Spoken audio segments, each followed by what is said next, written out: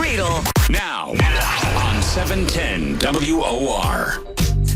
Well, we saw this on the calendar, and we saw the Rockaway Township, New Jersey Board of Education was going to vote last night on whether to replace Columbus Day on the school calendar with Indigenous Peoples Day. Now, one of the people who's been fighting against that is Andre DiMino. He's the executive board member of the Italian-American One Voice Coalition. We've had Andre on before, and we're bringing him on again now. So, Andre, I'll let you break the news. What happened at the board meeting last night?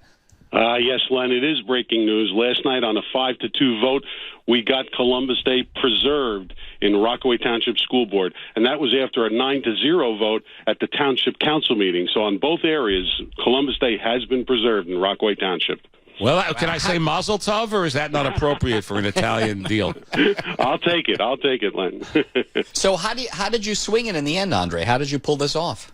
Well, we believe that it's just, by explaining to them the importance of Columbus Day to Italian Americans as an iconic symbol, and also to Americans, because after all, the attack on Columbus Day started with Howard Zinn, the self-declared Marxist and anarchist that wanted to destroy our country, and he started by going after the underpinnings of our Western culture, which was attacking Columbus with falsehoods.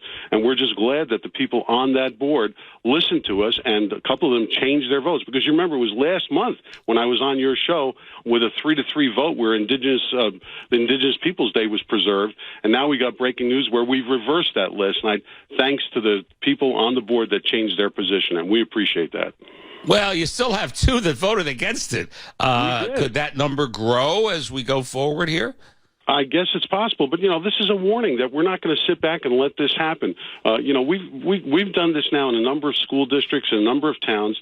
They just can't keep doing that. Italian Americans are an important part of this country. Columbus is an iconic symbol, but more importantly, we're Americans first. And going after Columbus is just part of that cancel culture where they're just trying to negate our history and our heritage, and it just got to stop.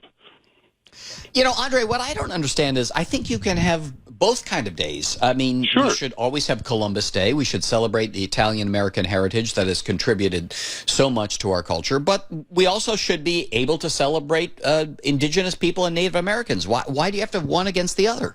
Exactly. They want to divide and conquer. We want to celebrate right along with Indigenous people. After all, they've already got August 9th, the day after Thanksgiving, and the whole month of November. So why pit one group against the other? It's just a ruse. It's just a way to attack the underpinnings of our heritage. Let's celebrate separately. Let's be united.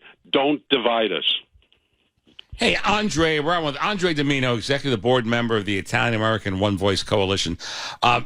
You're the one who keeps score. Are there some places where they've gotten rid of Columbus Day and are calling it Indigenous Peoples Day?